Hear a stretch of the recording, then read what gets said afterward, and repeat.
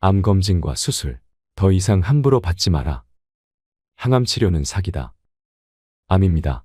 다행히 건강검진으로 조기에 발견해서 수술을 하면 금방 나을 수 있습니다. 의사에게 이런 말을 들으면 대부분의 사람들은 암을 일찍 발견해서 다행이라며 가슴을 쓸어내리면서 의사가 권하는 대로 수술과 방사선 치료를 받고 약을 먹을 것이다. 그러면서 생각할 것이다. 역시 건강검진은 매년 받아야 해. 그런데 의사가 말한 대로 수술하고 치료를 받으면 모든 병이 완치될까? 40년 동안 의사로서 수많은 연구를 해온 곤도 마코토는 아프면 무조건 병원에 달려가 의사의 처방을 따라왔던 당신에게 이 질문에 대한 답을 들려준다. 20년간 150명의 암방치 환자를 지켜본 저자는 수술하지 않고도 고통 없이 짧게는 3년, 길게는 9년까지 생존하는 암 환자들을 보면서 암은 치료하지 말고 방치해야 한다는 결론을 얻었다. 수술과 항암제 치료를 받으면 1년도 안 돼 고통 속에 목숨을 잃는 이들이 많았다. 암 때문이 아니라 수술로 장기를 통째로 잘라내 약해진 몸이 항암제의 맹독에 견디지 못했기 때문이다. 저자는 암은 진짜인지 가짜인지 구분하기 어렵다.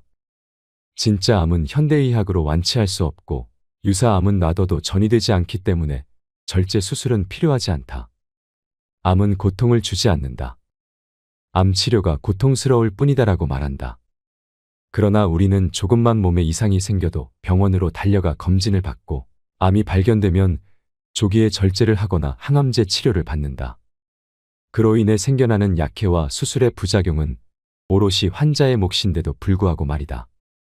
의사에게 살해당하지 않는 47가지 방법의 저자 곤도 마코토의 책을 읽어보신 적이 있으신가요? 병보다 무서운 과잉 진료의 진실, 병원에 자주 갈수록 빨리 죽음을 맞게 되는 현실을 냉철하게 조언한 양심이사의 책입니다. 암은 절제하지 않아야 낫는다. 항암제는 대부분의 암에 효과가 없다. 건강검진은 백해무익하다 등 의료계의 상식을 뒤엎는 발언들로 의학계의 이단아로 평가받으면서도 굴하지 않고 환자의 편에서 진실을 말해왔습니다. 현직 전문의의 솔직한 고백에 이 책을 만난 것은 행운이라고 할 정도로 많은 이들이 열광하고 있는데요. 의료도 비즈니스입니다. 환자를 상품으로만 취급하는 의료 현실에서 자신보다 환자를 더 사랑한 의사의 진심 어린 고백을 여러분들과 꼭 함께 나누고 싶습니다. 환자는 병원의 봉이 아니다. 왜 의사들은 예방주사와 약을 권할까? 사람들은 재채기가 나오면 곧바로 병원에 달려가고 의사는 진짜로 감기 기운이 있다는 소견만으로 약을 무더기로 처방한다. 어디 그뿐인가? 혈압을 한번 재볼까요? 아, 혈압이 조금 높군요. 약을 먹는 게 좋을 것 같습니다. 혈당치도 염려되네요라며 검사를 줄줄이 권하는 경우도 많다. 환자들은 이런 의사의 말에 친절한 선생님이라며 고마워한다. 그리고 매년 독감 예방 주사를 맞고 건강검진이나 암검사도 규칙적으로 받는다. 혈압이 높다거나 폐에 음영이 보인다는 소견을 들으면 새파랗게 질려서 의사에게 들은 대로 약을 먹고 정밀검사를 받는다. 특히 암 진단을 받으면 수술, 항암제, 방사선 등의 표준 치료를 의사가 권하는 대로 순순히 받아들인다. 환자들은 의료도 비즈니스이며 그것이 의사의 생계수단임을 인식하지 못한다. 현재 의사들 대부분은 병자를 가능한 한 늘려서 병원으로 끌어들이지 않으면 살아남을 수 없다. 한마디로 의사의 가모니설에 넘어가는 당신은 의사의 봉인셈이다. 의사들이 환자들에게 수술이나 치료를 권하는 데는 병원의 수익을 올리고 새로운 치료제를 판매하기 위한 제약회사의 음모가 숨어 있다. 우리가 매년 받는 건강검진 역시 수익을 올리기 위한 병원 사업의 일환이다. 제약회사도 마찬가지다. 건강염려증에 빠진 사람들을 어떻게 해서든지 환자로 만들어서 효과도 증명되지 않은 치료약과 건강보조식품을 지속적으로 팔아야 먹고 살 수 있다. 문제는 이들이 돈만 강탈해가는 것이 아니라는 사실이다. 혈압 강화제나 콜레스테롤 수치를 낮추는 약은 생명을 단축할 위험도 높일 수 있다. 심지어 합성 비타민이 폐암을 유발한다는 연구 결과도 있다. 당신이 이 책을 읽는 순간 의사들과 제약업계는 두려움에 떨 것이다. 이 책에는 당신에게 숨겨왔던 놀랍고도 끔찍한 진실들이 담겨 있기 때문이다. 병원에 자주 가는 사람일수록 빨리 죽는다. 흥미로운 최근의 데이터 한 가지를 소개해 볼까 한다. 의료 서비스의 만족도가 가장 높은 그룹은 가장 낮은 그룹보다 입원 일수가 9%가 많았고 의료나 약에 소비하는 돈도 9%가 많았다. 의료 서비스에 만족하는 사람의 경우 유비무환의 마음으로 몸에 어떤 이상이 있으면 곧장 의사에게 진찰을 받고 좋은 약을 먹거나 빨리 입원하는 성향이 있다. 그런데 4에서 5년 동안 전체 조사 대상자를 추적 조사한 결과 만족도가 가장 높은 그룹은 만족도가 가장 낮은 그룹에 비해 사망률이 26%나 높았다. 병원이나 약에 많은 돈을 쓰고 입원 기간이 길수록 수명이 단축되다니 놀라운 일이 아닐 수 없다. 아마 의사회는 이런 결과를 세상에 밝히고 싶지 않았을 것이다. 의사 말을 절대적으로 믿어서는 안 된다. 40년 동안 의사로서 일을 해온 내가 무엇보다 자신 있게 말할 수 있는 것은 병원에 자주 갈수록 약이나 의료행위로 수명이 단축되기 쉽다는 사실이다. 의사를 찾아가면 갈수록 검사를 자주 하게 되고 그 결과 이상이 발견되어 약을 먹거나 수술을 하게 된다. 암이 발견되면 수술, 항암제 그리고 방사선이 표준 치료 방식이라는 말로 다짜고짜 소중한 위나 자궁을 잘라내거나 죽을 만큼 고통스러운 항암제 치료를 하게 된다. 그 치료로 인한 스트레스도 엄청나고 그야말로 몸에 나쁜 일만 행할 뿐이다. 대부분의 약은 병을 고치는 힘은 없고 부작용은 크다. 감기약이나 해열제라도 치명적인 쇼크 반응이 일어날 수 있다. 폐암 치료용 항암제 1회사의 경우 승인 후 3년 동안 이 약을 복용한 8만여 명의 환자 중 600명에 달하는 사람들이 사망했다. 암보다 약이 훨씬 무섭다고 해도 과언이 아니다. 또한 개복 수술을 할 때 복막을 건드리면 즉시 상처가 생겨 유착이 일어난다. 그로 인해 장이 막히면 굉장히 고통스럽고 정상세포의 경계가 무너진 곳에 암세포가 끼어들어 증식하기 쉬워진다. 내가 의사가 된 지 얼마 안 되었을 때는 암은 수술이나 항암제로 치료된다고 굳게 믿고 있었다. 하지만 수많은 환자를 지켜보면서 장기를 절제해도 암은 낫지 않고 항암제는 고통을 줄 뿐이라고 생각하게 되었다. 믿는 자는 구원을 받는다라는 말이 있지만 의료행위에 대해서만큼은 믿지 말고 합리적으로 생각하는 것이 매우 중요하다. 노화 현상을 질병으로 봐서는 안 된다. 현대사회에서 성인이 걸리는 질병은 대부분 노화 현상으로 의사에게 치료를 받거나 약으로 고칠 수 있는 것이 아니다. 고혈압, 고콜레스테롤 혈증, 당뇨병 등의 성인병을 생활습관병으로 부르기로 했다. 좋지 않은 생활습관 때문에 그런 병에 걸린다는 의미이다. 그리고 건강검진을 의무화해 대사증후군을 마치 범죄인 양 단속하고 혈압이나 혈당치가 기준치에서 벗어나면 약으로 수치를 개선하도록 하는 등 국민의 건강을 엄격하게 지도관리하기 시작했다. 하지만 이 같은 질병의 근본 원인은 노화이기 때문에 저항을 한들 억지로 강을 거슬러 올라가는 셈이다. 즉, 생활습관병보다는 성인병이라는 표현이 본질에 훨씬 더 가깝다. 사람들은 대개 몸이 어딘가 좋지 않을 때 어떤 병명으로 규정되면 비교적 안심하는 반면에 나이 탓이라고 하면 언짢아 한다. 하지만 몸도 자연의 일부로 받아들이는 편이 좋다. 노화란 세포의 유전자에 상처가 생기고 그것이 축적되어 몸에 여러 가지 장애를 일으키는 육체적 변화이다. 앞에서 말한 성인병 외에 발목의 통증, 암과 부정맥, 골다공증과 갱년기 장애, 주름과 탈모, 치매 등이 전부 노화 현상으로 이 같은 진행이 빠른 사람은 20대부터 조금씩 몸에 이상을 느끼기 시작한다. 정도의 통증이나 불편함은 자연의 섭리이니 어쩔 수 없다라고 생각하고 그런 증상과 잘 사귀어 나가는 것이 합리적인 태도이다. 이런 증상을 함부로 약을 사용하여 억눌러서는 안 된다. 혈압 130은 위험 수치가 아니다. 혈압의 기준치는 각 질환별로 전문학회가 정하고 있는데 서로 담합해서 근거 없이 수치를 정하는 경향이 강하다. 특히 고혈압의 기준치 조작은 눈뜨고 지켜볼 수 없을 정도로 심각하다. 사실 고혈압은 90% 이상이 원인 불명이다. 혈압을 낮추었더니 사망률이 하락했거나 심장병이나 뇌졸중 같은 질환이 감소되었음을 검증해주는 실제 데이터는 아직까지 없다. 성인이 되면 동맥도 노화로 딱딱해져서 혈액을 흘려보내는 힘이 약해진다. 따라서 우리 몸은 나이를 먹을수록 혈압을 높이려고 한다. 뇌나 손발 구석구석까지 혈액을 잘 전달하기 위해서다. 이런 상태를 약으로 떨어뜨리면 지각이 둔해지거나 몸이 휘청거리게 된다. 핀란드의 한 연구팀이 75세부터 85세까지의 혈압 강화제를 먹지 않는 남녀 521명을 추적 조사했는데 그 결과 80세 이상 그룹에서는 최고 혈압이 180 이상인 사람들의 생존율이 가장 높고 최고 혈압이 140 이하인 사람들의 생존율은 뚝 떨어졌다. 그런데도 우리는 최고 혈압이 130만 넘어가면 위험하다며 약을 권하고 있다. 기준치를 낮춘 결과 제약업계는 호황을 누리고 있다. 기준치를 슬쩍 손본 것만으로 매출이 6배로 증가한 것이다. 그야말로 혈압 상술의 대성공이라고 말할 수 있다.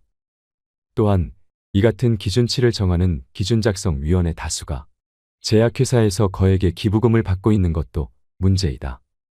콜레스테롤은 지금도 여전히 나쁜 성분으로 취급되지만 사실은 장수의 원료이기도 하다. 추적 조사한 결과 남성과 여성 모두 콜레스테롤 수치가 가장 낮은 그룹에 총사망률이 가장 높았다.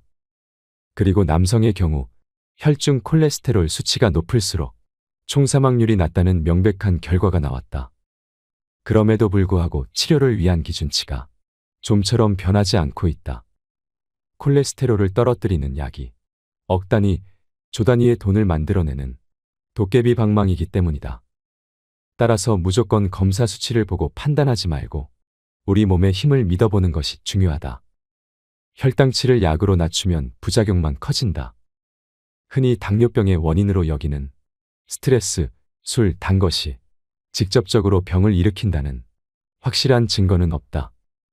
당뇨병의 원인에 대해서는 아직까지도 풀리지 않은 의문점이 많다. 당뇨병이 무서운 것은 혈당치가 높으면 혈관이 손상되어 심근경색이나 뇌경색을 일으킬 위험이 높고 실명, 신장질환, 신경장애 등 심각한 합병증을 일으키기 쉽기 때문이다. 당뇨병에는 자각 증상이 없어서 심각한 증상이 나타난 뒤에는 완치가 어렵다. 이 때문에 건강검진에서 혈당치가 높게 나오면 의사들이 마치 큰일이라도 날 것처럼 겁을 주는 것이다. 하지만 약으로 혈당치를 낮추는 것은 훨씬 위험한 일임을 기억해야 한다. 약으로 혈당을 관리하는 경우 항상 몸이 나른하거나 초조하고 분노 조절이 잘 안 된다. 약을 사용하는 경우 특히 다리가 휘청거리거나 치매 증상 등이 나타난다면 약의 부작용을 의심해 봐야 한다. 전 세계의 당뇨병학회는 특별한 근거도 없이 공복 시 혈당치 기준을 낮춰서 당뇨병 환자를 급격하게 증가시키고 있다. 당뇨병에 관한 운동 치료 데이터에 의하면 걷기, 자전거, 수영, 스트레칭 등의 유산소 운동이 혈당치를 떨어뜨리는데 매우 효과적인 것으로 나타났다. 몸을 위해서도 적절한 운동은 반드시 필요하다. 혈당치가 높은 편이라는 말을 들었다면 일단 부지런히 걷기부터 시작해보자. 콜레스테롤 약으로는 병을 예방할 수 없다. 세계적으로 많이 팔리는 스타틴 계열의 약은 다름 아닌 콜레스테롤 저하제이다. 하지만 기준치를 저하한 근거에 설득력이 없을 뿐만 아니라 기준을 정하는 위원 9명 중 8명이 제약업계로부터 돈을 받았다는 사실이 밝혀져 항의운동이 거세게 일어났다. 기준치를 되도록 낮춰서 약의 판매량을 늘리려는 제약업계의 술수였던 것이다. 혈중 콜레스테롤 수치를 약까지 써서 낮추는 이유는 콜레스테롤 수치가 높으면 동맥경화를 불러오고 뇌졸중이나 심근경색 등을 쉽게 일으킨다고 생각하기 때문이다. 그렇다면 스타틴 계열의 약을 복용해서 과연 병을 예방할 수 있을까? 이에 관한 데이터를 보면 실로 충격적이다. 병을 예방할 수 있는 확률이 복권 당첨 확률보다 더 낮은 데다 이 약이 정말 효과가 있는지 없는지조차 확실히 알 수 없기 때문이다. 보통 제약업계가 후원하는 실험은 유리한 데이터가 나오도록 교묘하게 조작된다. 제약업계에 의하면 스타틴 계열의 약은 장기간 복용하면 심장 발작의 위험을 30% 이상 줄일 수 있는 약이라고 설명한다. 그러나 제임스 라이트 교수는 임상 실험을 반복한 결과 스타틴 계열의 약은 연령에 상관없이 여성에게는 효과가 없다. 중년 남성의 경우는 나쁜 콜레스테롤의 수치는 큰 폭으로 떨어졌지만 총사망자 수는 줄지 않았다. 대부분의 사람들에게 약의 효과는 고사하고 건강을 해칠 위험마저 있다라고 경고했다. 혈당약도 마찬가지이다. 약이나 인슐린 주사로 혈당치를 엄격하게 관리해도 환자들의 수명을 연장하는 효과로 이어졌다는 데이터는 전혀 없다. 반대로 환자들의 생명이 단축되었다는 데이터는 있다.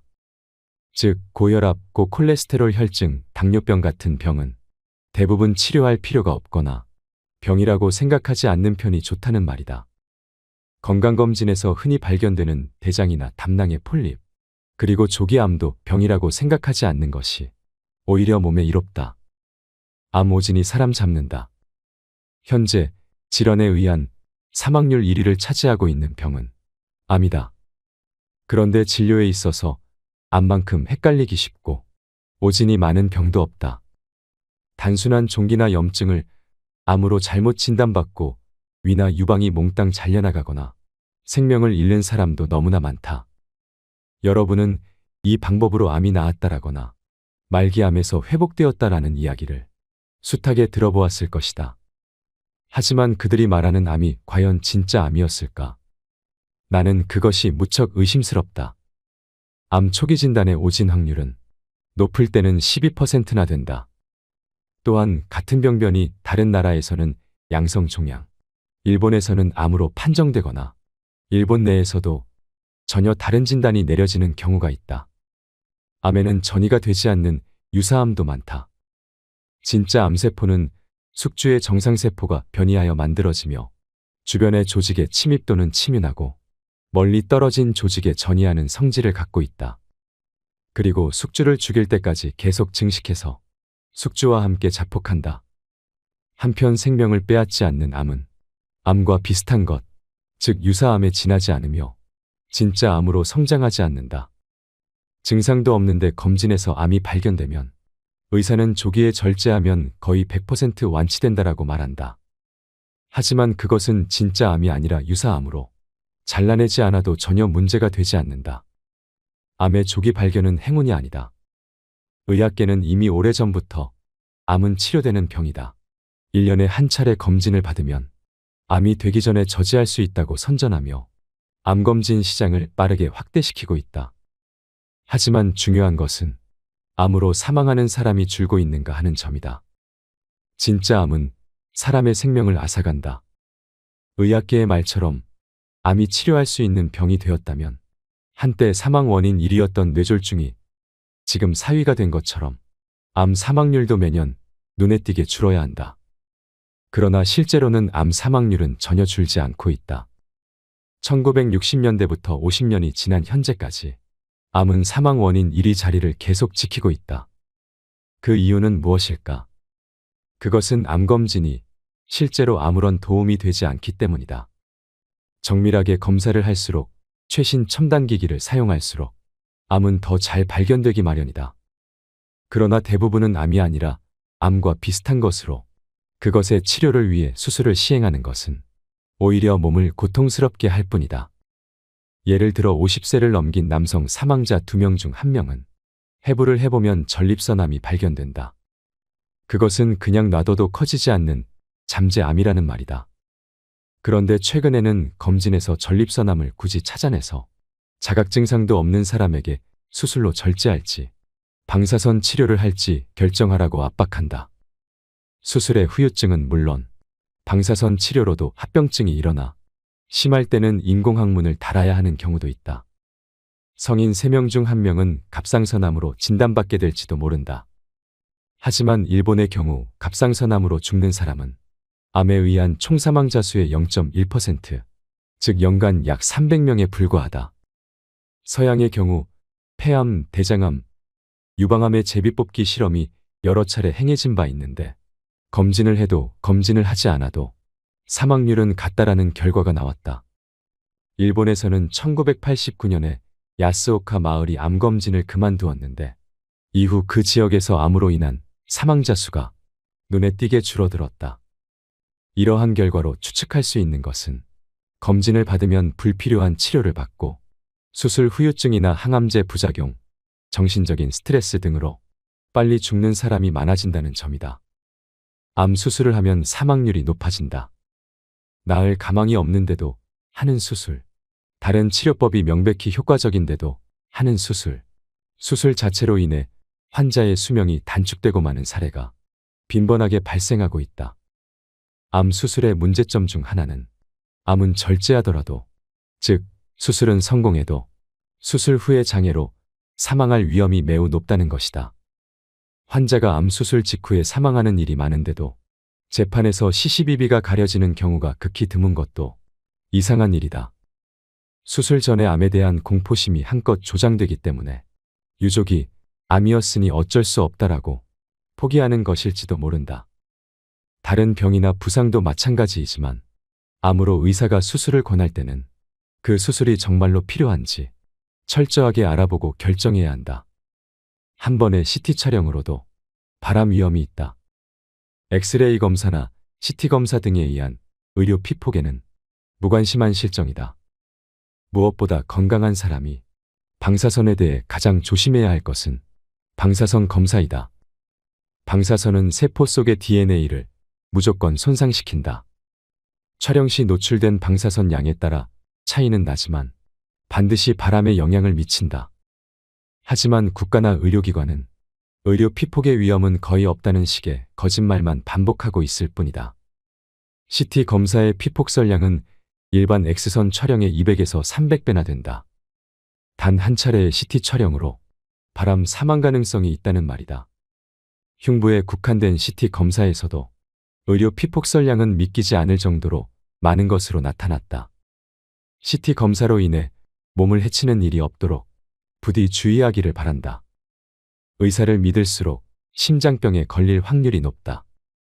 요즘 질병의 조기 발견이나 예방, 조기 치료 등 예방의학이 대유행이다.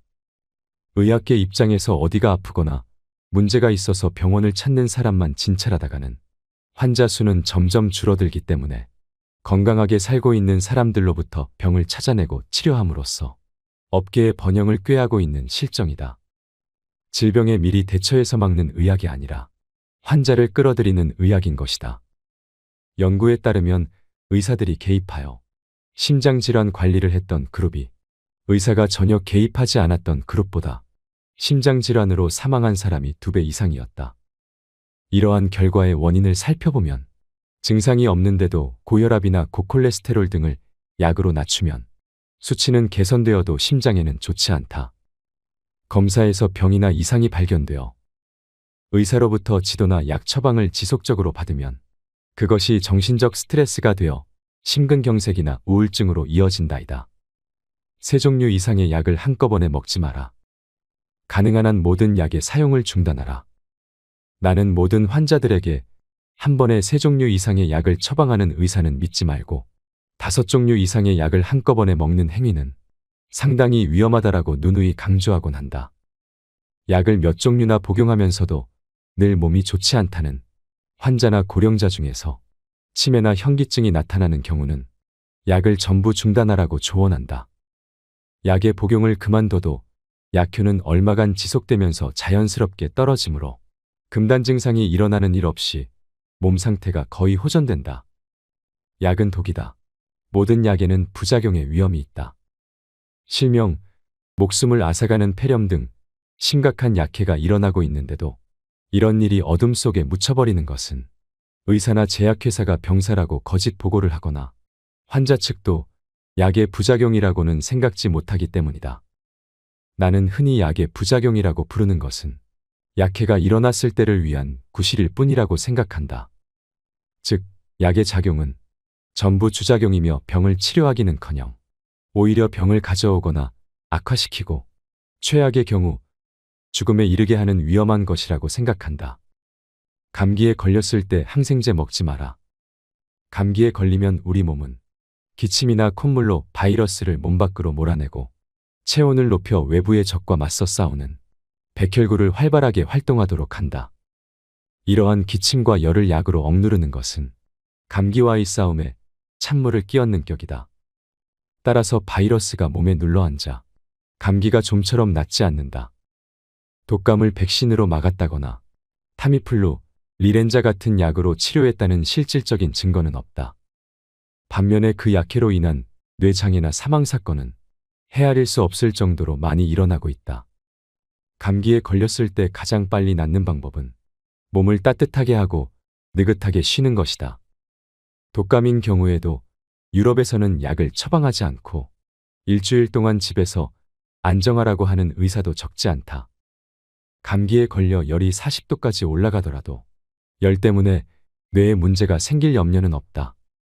오히려 해열제의 부작용에 의한 뇌장애나 사망 위험을 생각한다면 가능한 한 해열제를 피하는 것이 현명하다. 항생물질은 바이러스에는 효과가 없는 데다 그로 인해 내성균이 발생하는 등 골치 아픈 문제를 일으킨다. 따라서 가벼운 감기인데도 항생물질을 처방하는 의사는 가까이 하지 않는 편이 좋다. 항암 치료가 시한부 인생을 만든다. 최근에는 암으로 인한 시한부 6개월이나 3개월 선고가 유행하고 있는 듯하다. 하지만 다행스럽게도 의사가 말하는 환자의 여명 진단은 믿을 것이 못 된다. 어떤 환자는 폐암 사기로 온몸에 암이 전이된 상태였는데 각종 임상 데이터로 판단할 때 반년 이내에 50%가 사망하고 3년 생존율은 10%였다. 하지만 나는 늘 말해왔듯이 환자에게 전이가 되었어도 암에 의한 자각 증상이 없으면 당장 죽지는 않습니다. 바로 죽는 경우는 항암제 치료나 수술을 받았을 때뿐입니다. 라고 설명했다. 이에 그 환자는 늑골과 폐의 통증이 심할 때만 방사선 치료를 받고 그 외에는 어떤 치료도 받지 않았다. 심지어 좋아하는 담배를 계속 피우면서 그 후로 3년 9개월 동안이나 살다가 평온하게 눈을 감았다. 또 다른 환자는 자궁암 수술을 받고 얼마 후 림프절에 암이 재발했다. 당시 그녀는 산부인과 의사로부터 즉시 재수술하지 않으면 반년 내에 죽는다라는 말을 들었다고 한다. 하지만 그녀는 암이 재발한 상태 그대로 방치하기로 결정했다. 그 후 암은 반년 만에 크기가 2배가 되었지만 선고된 기간이 훨씬 지났는데도 지금까지 자각 증상도 없고 여전히 활기차게 생활하고 있다. 그녀는 웃으며 내게 말했다. 그 의사가 한 말은 거짓말이었어요. 의사의 시한부 진단을 믿을 수 없는 3가지 이유. 첫 번째 이유는 암의 성장 속도가 사람에 따라 다르기 때문이다. 두 번째는 암 병소가 사람의 생명을 앗아갈 정도로 성장하려면 의외로 시간이 많이 걸리기 때문이다. 세 번째는 암이 커지면서 성장 속도가 둔화되는 경우가 많기 때문이다. 여명 진단을 어느 정도 내릴 수 있는 것은 중요 장기들이 손상되어 기능이 떨어졌을 때다. 그러나 중요 장기에 전이가 되더라도 자각 증상이나 기능 부전이 없으면 그보다 훨씬 오래 살 수 있다. 이때도 항암제 치료를 하게 되면 바로 사망하는 경우가 있다. 항암제 치료를 받지 않으면 3개월밖에 못 살고 항암제 치료를 받으면 1년은 살 수 있다는 식으로 치료를 권하는 의사라면 당장 뒤도 돌아보지 말고 도망쳐 나오길 바란다. 암은 건드리지 말고 방치하는 편이 낫다. 암과 싸울수록 고통에 시달리다 죽는다. 자려면 암이 날뛴다는 속설이 있을 정도로 체내에 메스가 들어가면 정상세포의 경계가 무너진 곳에 숨어있던 암세포가 끼어들어 쉽게 증식한다. 게다가 지금 있는 암을 아무리 크게 잘라내도 그것이 진짜 암이라면 암은 사라지지 않는다. 발견되기 전에 이미 여기저기로 전이한 상태이기 때문이다. 항암제는 암 치료에 아무 소용이 없다. 흔히 항암제가 효과가 있다는 것은 암덩어리를 일시적으로 줄인다는 의미일 뿐이다. 그 암덩어리는 반드시 다시 커진다. 즉, 항암제가 효과가 있다는 것은 암을 치료하거나 좀 더 살게 된다는 말이 아니다. 암은 대부분 위암이나 폐암, 유방암처럼 덩어리로 이루어진 고형암으로 이런 암에는 항암제가 무의미하다. 즉, 항암제는 고통스러운 부작용과 수명을 단축시키는 효과밖에 없다는 말이다. 나는 많은 암 방치 환자를 지켜봐왔지만 몇 개월 만에 사망한 사람은 한 명도 보지 못했다. 위암, 식도암, 간암, 자궁암 같은 암은 방치하면 통증 같은 증상으로 고통스러워하지 않아도 된다. 고통 속에 몸부림치면서 죽어가는 것은 불필요한 치료 때문인데 의사들은 가족에게 치료는 무서운 것임을 알려주지 않는다. 습관적으로 의사에게 약을 처방받지 마라. 항생제에 대한 세균의 내성이 강해지고 있다. 한국은 아주 심각한 병원 내 감염 국가이다. 세균이 내성화하면 그때까지 효과가 있던 약이 더 이상 듣지 않기 때문에 간단히 치료할 수 있는 증상도 악화되고 생명까지 위험해진다. 암방치 요법은 환자의 삶의 질을 높여준다. 편안한 죽음을 원한다면 암은 그냥 내버려둬라. 암은 치료하지 않으면 통증을 통제할 수 있고 그 결과 죽기 직전까지 치매에 걸리거나 의식불명 상태가 되는 일 없이 비교적 맑은 정신을 유지할 수 있다. 건강검진 등으로 암을 억지로 찾아내지 말고 만약 발견되더라도 치료하지 않으면 오히려 오래 살 수 있다. 편안하게 죽는다는 것은 자연스럽게 죽는 것이다. 무리한 연명치료로 환자를 고통스럽게 하지 마라. 주의해야 할 것은 수액주입이다. 대부분은 환자의 신체 부분에 정맥에 관을 꽂아 하루 종일 수액을 주입하게 된다. 하지만 그렇게 하면 주입량이 많아지기 때문에 환자의 몸이 수분으로 붓게 된다. 그 수분이 폐에 다다르면 폐에 물이 차서 호흡이 힘들어지고 환자가 고통스러워한다. 가족 입장에서는 어떻게든 영양을 공급해주고 뭐라도 해야 할 것 같은 마음에 수액 주입을 하는 경우가 많지만 그것은 환자를 익사시키는 것과 다를 바 없다. 수액 주입을 하지 말고 환자가 고목이 말라가듯 자연스럽게 숨을 거두게 하는 편이 낫다. 그것이 환자에게는 고통 없이 가장 편안하게 죽음을 맞을 수 있는 방법이다. 병원 측은 경제적인 목적이 있기 때문에 어차피 수액을 주입할 거면 무슨 약이라도 같이 넣어보자 라고 생각하는 의사가 많기 때문에 항생제까지 투여하는 경우도 있어서 환자가 더욱 고통을 겪게 된다. 환자를 위하는 마음에서 만들어낸 의료처치가 오히려 문제거리가 되는 일이 흔히 있다. 콧구멍을 통해 위까지 튜브를 삽입해 영양분을 주입하는 비강 영양이나 배에 구멍을 내어 위에 직접 튜브를 삽입해 영양과 수분을 주입하는 위로도 그런 경우이다. 몇 년씩 식물인간과 같은 상태로 살아가는 것이 무슨 의미인가? 편안하게 죽는다는 것은 자연스럽게 죽는 것이라고 생각한다. 암검진이 긁어 부스럼이 되는 5가지 이유. 1. 암의 정의 및 범위가 지나치게 넓다. 암검진은 하면 할수록 암이 발견되는 사람이 늘어난다. 그 중에는 오진도 많고 생명을 위협하지 않는 유사암이나 잠재암도 많이 포함되어 있다. 2. CT 검사 자체가 암을 유발할 수 있다. CT나 PET 등에 의한 암검진은 방사선 피폭설량이 많아서 단 한 차례의 검진으로도 바람 사망의 원인이 될 수 있다. 즉, 검사 자체가 바람을 촉진할 수 있다. 3. 진짜 암이라면 이미 전이된 상태이다. 검진을 정기적으로 받고 있는 사람들은 검진을 받지 않는 사람들보다 생명을 앗아가는 진짜 암을 빨리 발견할 수 있다. 하지만 그렇다고 운명이 바뀌는 것은 아니다. 진짜 암이라면 검진에서 발견될 정도의 크기가 되기 훨씬 전에 이미 전이가 시작된 상태이기 때문이다. 반면에 검진을 받지 않는 사람들은 암검진에서 발견될 암을 그냥 방치해두게 된다. 그러나 사망자 수는 검진을 받고 있는 그룹과 다르지 않다. 4. PET 검사는 피폭량이 많다. PET 검사는 CT 등의 검사로 발견하지 못하는 암 병소를 찾아내는 경우가 자주 있다. 하지만 그 병소는 이미 전이가 일어나고 있는 진짜 암이거나 유사암이므로 일찌감치 발견해도 수명은 늘어나지 않는다. 또한 PET는 방사성 동위원소를 사용하므로 피폭설량이 많아 한 차례의 검사로도 발암 원인이 될 수 있다. 정밀한 검사를 할수록 유사암을 발견하게 된다.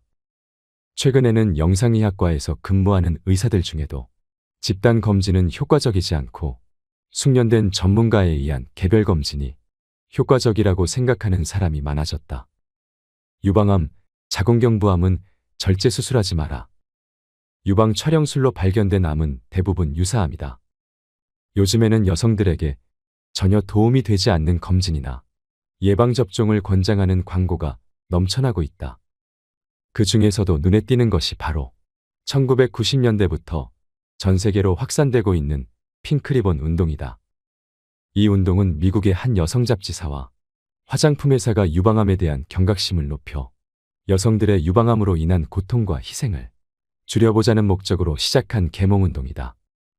그러나 이 거창한 계몽운동을 비웃기라도 하듯 최근 10년 동안 유방암 발병률은 급증하고 있다. 또한 5만 명을 대상으로 실시한 캐나다의 한 연구조사에서는 오히려 총사망률은 검진 그룹이 좀 더 많다라는 결과가 나왔다. 나는 여성의 유관 내에 머물러 있는 암이 축소되거나 소실된 경우를 많이 봐왔다.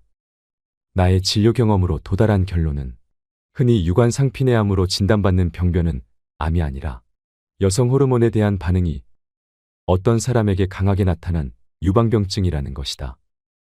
유방 촬영술을 통해서만 발견할 수 있는 암은 99% 이상이 유사암이다. 그러나 이런 경우라도 대부분의 병원에서는 수술로 유방을 절제할 확률이 높다. 수술을 받더라도 수명이 늘어나거나 치료를 받지 않는다고 해도 수명이 줄어드는 것은 아니므로 나는 환자들에게 언제나 유방암 검진의 결과는 전부 잊어버리세요라고 말한다. 자궁경부암 예방접종은 무의미하다. 이 역시 암 예방에는 도움이 되지 않는다. 자궁경부암의 원인은 성행위로 감염되는 사람유두종 바이러스이다. 이 바이러스는 자궁경부의 상피와 점막에서 사마귀를 발생시키거나 증식을 일으키는데 병변이 암과 비슷해서 암으로 혼동하기 쉽다. 자궁암 검진에서 발견되는 영기의 암은 99% 이상이 유사암이다. 백신 접종이 진짜 자궁경부암을 예방했다는 증거는 아직까지 단 하나도 보지 못했다. 게다가 자궁경부암 백신 접종은 부작용의 위험도 있다. 이 백신 접종으로 인해 발열, 두통, 심지어 실명, 의식 상실 등의 부작용을 호소하는 경우도 있다. 위 절제 수술보다 후유증이 더 무섭다. 위를 전부 적출하거나 위에 출구인 유문까지 크게 절제하는 수술을 하면 환자는 먹은 것을 소화하고 먹은 것을 모아두었다가 조금씩 십이지장으로 내보내는 위의 두 가지 큰 기능을 잃게 된다. 이 때문에 환자는 몸이 바싹 마르고 기력도 잃는다. 생활의 질이 급격히 떨어질 뿐만 아니라 수명까지도 단축된다. 이전에 외래 환자로 나를 찾아온 A씨는 자신의 담당 의사에게 조기 위암이 발견되었는데 위의 3분의 1을 수술로 잘라내지 않으면 2년에서 5년 정도 고통을 겪다가 죽게 된다라는 말을 들었다고 한다. 다른 의견을 기대하며 찾아간 또 다른 병원에서도 똑같은 말을 들었다. 그는 나와 상담을 한 뒤 위를 잘라내지 않겠다는 결심을 했는데 그로부터 1년 후에 받은 검사에서 암이 흔적도 없이 사라졌다. 검사를 한 때로부터 5년도 더 지난 지금 그는 여전히 건강한 상태를 유지하고 있다. 1cm 미만의 동맥류는 파열 가능성이 낮다. MRI나 뇌파검사 같은 뇌종합검진은 득보다 실이 많다. 세계 최초의 뇌영상 검사는 1988년 신경외과 의사가 개설했다. 그는 미파열 동맥류를 발견해 처치하면 뇌졸중을 줄일 수 있다라고 믿었다. 하지만 그것을 데이터로 입증하지는 못했다. 이와 관련해 신문에 한 가지 일화가 소개된 적이 있다. 65세의 여성이 뇌영상 검사를 받고 의사로부터 다음과 같은 이야기를 들었다고 한다. 뇌혈관에 볼록하게 부풀어 오른 뇌동맥류가 있습니다. 운이 나쁘면 당장 내일이라도 파열할지 모릅니다. 수술로 이것을 예방할 수 있습니다. 파열의 위험보다 수술의 위험이 훨씬 낮아요. 수술 받으시겠습니까? 수술을 선택한 그 여성은 수술 후 오른쪽 반신이 마비되고 언어에 장애가 왔으며 2년이 지나도록 혼자 힘으로는 일어나지도 못하고 있는 상황이라고 했다. 수술을 집도한 의사는 수술 후 수술은 하지 않았어야 했다. 파열 가능성은 1에서 2%밖에 되지 않았다라고 말했다고 한다. 미파열 동맥류 수술 자체가 치명적인 위험을 야기한다. 채소 주스, 면역요법 등 수상한 암 치료법에 주의하라. 의사들이 일반인을 대상으로 이 방법으로 암을 치료할 수 있다라고 주장하는 내용의 저서가 무수히 쏟아져 나오고 있다. 그러나 안타깝게도 전이암이 사라졌다거나 말기암의 증상이 나타나 죽음의 문턱까지 갔다가 다시 살아온 사람은 내가 진찰한 수백 명의 환자와 세계의 여러 논문을 봐도 한 사람도 없다. 실질적으로 암 진단에 꼭 필요한 병변의 일부를 채취해 현미경으로 세포를 조사하는 일조차 하지 않은 엉성한 에피소드가 지나치게 많았다. 예컨대 폐의 음영을 전이 암으로 진단하고 자신의 요법을 권한 뒤 암이 사라졌다고 주장하는 식의 속임수가 얼마든지 가능한 것이다. 왜 수상한 암 치료법이 효과가 있는 것처럼 생각될까? 첫째는 외국에서는 양성종양으로 보는 것을 우리나라에서는 암이라고 부르는 경우도 많기 때문이다. 두 번째는 방사선이나 항암제를 같이 사용하는 경우가 많아서 어떤 것이 효력을 나타냈는지 알 수 없기 때문이다. 세 번째는 그때까지의 치료법을 그만둔 덕분일지도 모르기 때문이다. 상태가 개선되고 좀 더 오래 살게 된 데에는 항암제 사용을 그만둔 효과가 크게 작용했을지도 모른다. 암을 치료한다는 방법들은 하나같이 연명 효과조차 증명되지 않았음에도 비용은 상당하다. 특히 프로폴리스, 상황버섯 배양균 개체 등은 의사 말대로 복용할 경우 한 달에 많은 돈이 드는 것이 보통이다. 큰돈을 지불하고 명을 단축한 환자들의 사례도 많다. 혈액암은 고형암과 달리 항암제가 잘 듣는데도 자연 치유력을 높이는 요법에 집중해 세상을 떠난 환자가 있었다.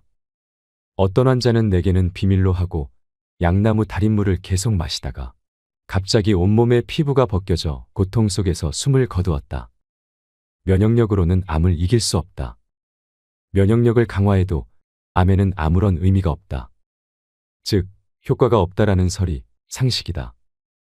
면역세포요법은 거들떠보지도 않을 뿐더러 면역이라는 이름이 붙은 요법으로 환자를 끌어모으는 의사는 사기꾼 취급을 받는다. 수술로 인한 의료사고가 너무 잦다. 사례 1. 검진 때 권유받은 검사를 받은 후 급성 췌장염에 걸렸다. 췌관에 조영제를 주입할 때 어떤 원인으로 췌액이 새어나와 주변의 조직을 녹이면 그렇다. 사례 2. 암을 절제해 놓고는 암이 아니라고 한다. 사례 3. 목이 부어서 간호사가 진통제를 넣었는데 식물인 간 상태가 되었다. 해열 진통제의 부작용으로 급성 쇼크가 일어날 수 있다. 체중과 콜레스테롤을 함부로 줄이지 마라. 갑자기 살이 빠지면 암이 증식한다. 식사요법은 대개 섭취 칼로리를 줄이고 육식을 하지 않거나 현미와 채소만 먹는 식이므로 단숨에 살이 빠진다. 암 환자가 그런 식으로 살이 빠지면 몸의 저항력이 떨어져서 암세포가 믿기지 않을 정도로 폭발적으로 증식해 결국 생명을 잃게 된다. 건강조사 데이터에서도 알 수 있듯이 대사증후군에 막 접어든 정도, 즉 약간 뚱뚱한 사람이 가장 오래 살고 콜레스테롤 수치가 높을수록 장수한다.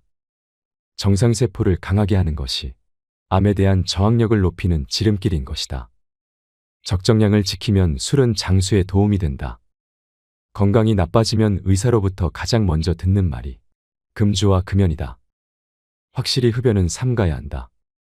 한편 술은 지나치지만 않으면 오히려 수명을 연장해 준다고 생각한다. 술을 마시면 혈관이 확장되어 혈압이 일시적으로 낮아진다.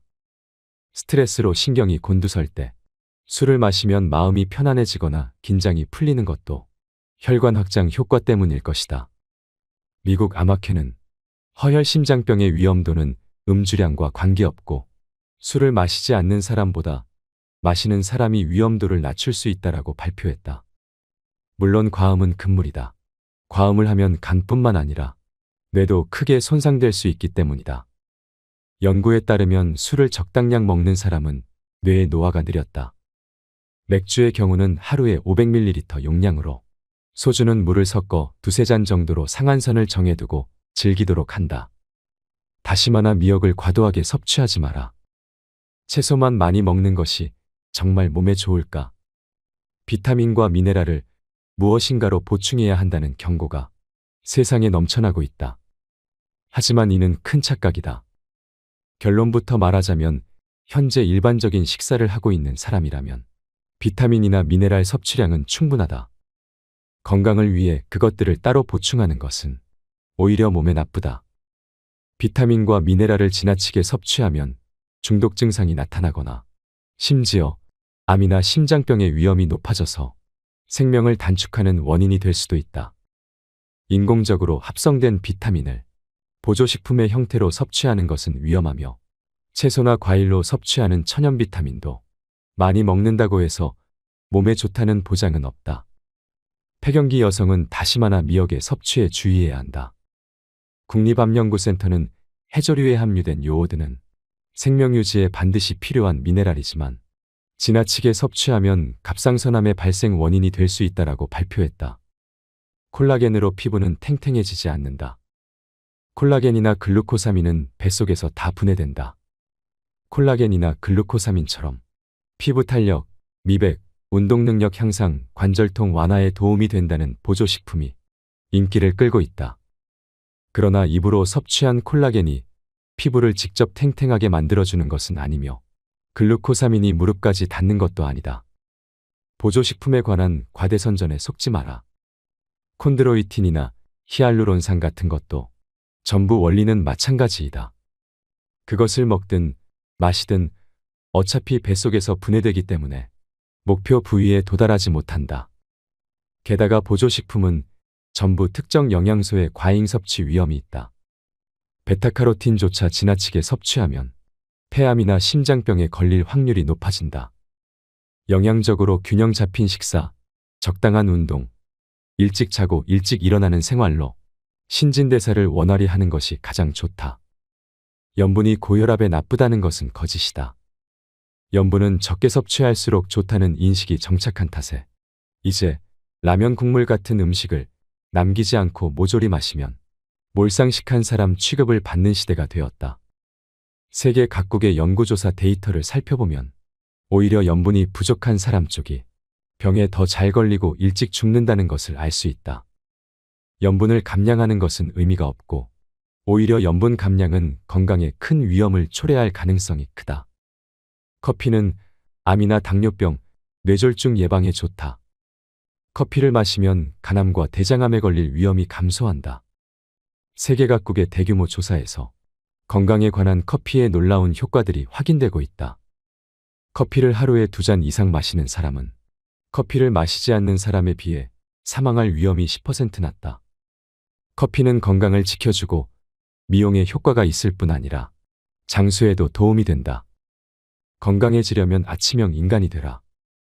최고의 건강법은 일찍 자고 일찍 일어나는 것이다. 세포의 신진대사를 촉진하는 성장 호르몬 등의 각종 호르몬은 수면 중 24시 전후에 가장 활발히 분비된다.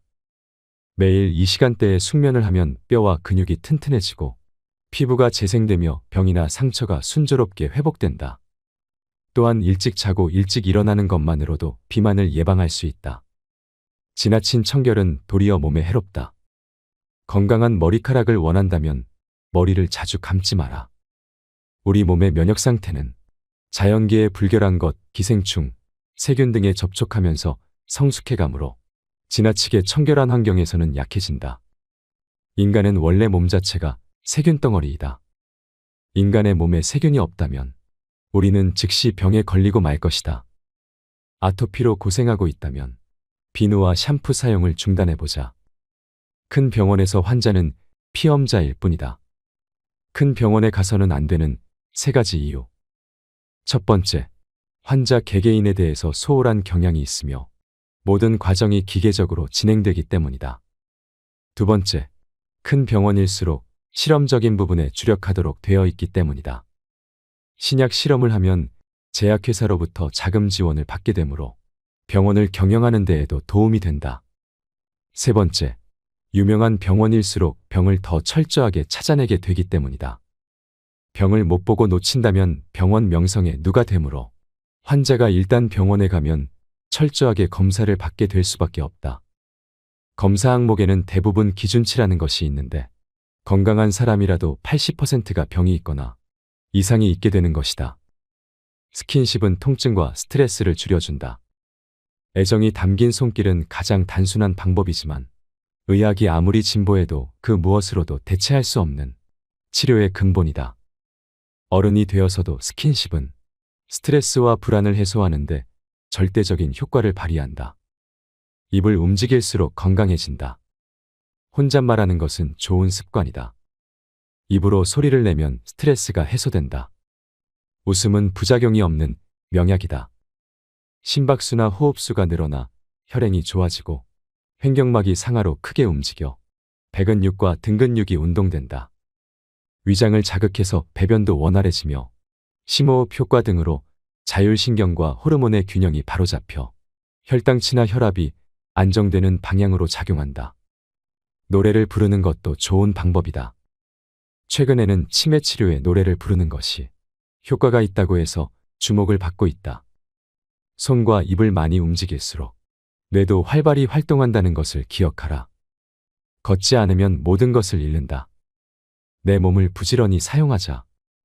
근육은 자주 사용하면 나이가 들어도 계속 굵어지고 강해진다. 뇌신경세포도 계속 생각하고 무언가를 느끼면서 살면 100세가 되어서도 활발하게 활동한다. 반대로 사용하지 않는 근육은 즉시 약해지고 근육량도 줄어든다. 고령자의 경우 한 달 정도만 누워 지내도 대부분은 제 힘으로 걸을 수조차 없게 된다. 통증이 있다고 그 부분을 보호할 것이 아니라 충분히 움직여주는 편이 빨리 회복된다. 50견도 마찬가지이다. 이때 아프다고 움직이지 않고 그냥 내버려두면 그대로 굳을 염려가 있다. 용기를 내어 통증이 심하게 느껴지는 방향으로 계속 움직여보자. 독감 예방접종은 하지 않아도 된다. 독감 백신은 독감 예방에 효과가 없다. 백신을 맞은 그룹과 맞지 않은 그룹을 비교했더니 독감 예방 효과가 전혀 없었다라는 데이터가 나왔다. 게다가 60세 이상에서는 백신을 맞은 그룹 중에서 갑자기 사망하는 사람이 눈에 띄게 많았다. 표면적으로는 심근경색이라고 하지만 이는 어떻게 봐도 백신의 부작용으로밖에는 생각되지 않는다. 독감 바이러스는 쉽게 변이를 일으키므로 효과가 있는 백신을 만드는 것은 이론상 거의 불가능하다. 해외 학자들은 타미플루의 효과는 의심스럽다. 항바이러스 작용은 거의 인정되지 않는다고 발표해왔다. 효과가 있다라는 보고는 제약회사가 주도한 것이 많아 신빙성이 있다고 보기 어려운 실정이다. 독감을 예방하는 유일하고 가장 확실한 방법은 독감이 유행할 때 사람들이 붐비는 곳에 가지 않는 것이다. 내버려두면 낫는다고 생각하라. 의사가 된 후로 의료에 대한 내 생각이 상당히 많이 바뀌었다. 의료행위로 사람을 구하는 경우가 너무 적기 때문이다. 독감은 치료할 수가 없고 암, 신장병, 간염의 경우 낫지 않는 것은 어떻게 해도 낫지 않는다. 약을 사용하면 부작용이 심하고 오히려 목숨이 단축되는 경우도 많다. 당뇨병, 류머티스는 수치를 낮추거나 통증을 완화하는 정도밖에 치료할 수 없다. 이런 맥락에서 의료행위와 관련하여 흥미로운 실화가 있다. 콜롬비아에 있는 의사들이 파업을 해서 사망률이 35%나 감소했다는 것이다. 같은 해 로스앤젤레스에서도 의사들의 파업이 있었는데 전체 사망률이 18% 감소했다. 파업이 끝나자 사망률은 파업 전의 수준으로 되돌아갔다. 병원에서의 입원 기간이 긴 것도 문제이다. 새끼손가락 뼈가 부러진 것뿐인데 필요도 없는 항생물질 수액을 맞느라 며칠이나 병원에 입원해 있다. 특히 고령의 환자는 입원을 하면 대부분 침대에 누워만 있기 때문에 근력이 떨어져서 머리가 금방 둔해진다. 이것은 치매로 이어지는 큰 원인이 된다. 따라서 심하지 않은 통증이나 질환은 내버려두면 낫는다는 생각으로 방치하고 일상생활에 지장을 줄 정도의 증상이 있는 경우에만 병원에 가는 것이 좋다. 수술이나 입원을 권유받을 경우에는 정말로 그것이 필요한지 모든 정보를 찾아본 후에 결정하도록 한다. 건강하게 오래 살 수 있는 4가지 습관. 첫째, 응급 상황일 때 외에는 병원에 가지 않는다. 이것만으로도 검사로 인한 방사선피폭이나 의미 없는 수술, 약해로 고통받거나 사망할 위험이 크게 감소한다. 둘째, 사전 의료 의향서를 작성한다. 의식을 잃었을 때 연명치료에 대한 자신의 의사를 명확하게 기록으로 남기고 가족에게 전달한다. 셋째, 넘어지지 않도록 주의한다. 나이가 들면 몸의 균형을 잡기가 어려워서 쉽게 골절을 일으킨다. 그러면 그대로 몸져눕게 되면서 의식까지 단숨에 흐려지는 경우가 많다. 계단 오르내리기는 균형 감각을 돕는 좋은 훈련이므로 평소 계단을 이용하도록 하자. 다치지 않게 반드시 난간을 잡고 오르내리도록 한다. 넷째, 치매를 방지하기 위해 노력한다. 치매 환자를 보살피는 것은 너무나 힘든 일이므로 가족을 불행하게 하지 않기 위해서라도 손발을 부지런히 움직여 치매를 예방하도록 하자. 희로애락이 강한 사람일수록 치매에 안 걸린다. 치매는 흔히 고독병이라고 불린다. 하루 종일 혼자서 텔레비전만 보는 일상이 계속되면 순식간에 치매가 온다. 텔레비전을 보고 있을 때의 뇌는 완전히 수동적이 되어 멍하니 앉아있는 것과 똑같은 상태이므로 점점 퇴화된다. 또한 손발을 거의 움직이지 않으므로 몸도 쇠약해진다. 취미생활이나 소일거리로 손발과 머리를 자주 쓰는 사람은 치매에 잘 걸리지 않는다. 의식적으로 희로애락의 폭을 넓히는 것이 좋다. 즉, 여러 가지 일에 호기심을 가지며 즐거울 때나 기쁠 때 크게 웃고 슬플 때나 화가 날 때는 마음껏 우는 것이다. 100세까지 일할 수 있는 인생을 설계하라. 100세까지 일하는 시대가 온다. 최근 들어 어떻게 죽을 것인가에 대해 사람들의 관심이 많이 쏠리고 있다. 인류 역사상 전무한 초장수 사회를 지금부터 걸어가야 할 우리는 발상을 크게 전환해야 한다. 첫째, 사회 환경에 맞는 기술을 미리 습득한다. 둘째, 오랫동안 건강하게 일하기 위해 자발적인 건강관리에 힘쓴다. 셋째, 지금까지 키워온 인적자원을 다음 세대에 어떻게 활용할지 그 방법을 생각한다. 넷째, 회사 생활을 할 때의 지위나 자부심에 연연하는 것은 백해무익하다. 당신도 암에서 예외일 수는 없다. 암을 선고받았을 때 대처하는 법. 1. 위암 진단을 받았을 경우 60세의 남성입니다. 갑자기 소화도 안 되고 음식을 먹을 수가 없어서 내시경 검사를 받았더니 위암으로 위에 출구가 좁아져 있었습니다. CT 검사에서는 간에 2군데 전이병소가 발견되어 의사로부터 수술과 항암제 치료를 권유받았습니다. 어떻게 하면 좋을까요? 절제 수술은 하지 않는 편이 좋습니다. 그리고 이 경우에는 항암제 치료도 받지 않는 것이 최선책입니다. 고치려고 생각할수록 무의미한 치료에 매달려 생명과 재산을 잃게 되기 때문입니다. 그보다는 증상 완화나 연명이라는 현실적인 목적을 세워야 합니다. 2. 담낭암 진단을 받았을 경우 진행 담낭암이라는 진단을 받았습니다. 병원에서는 항암제 치료를 권하고 있습니다.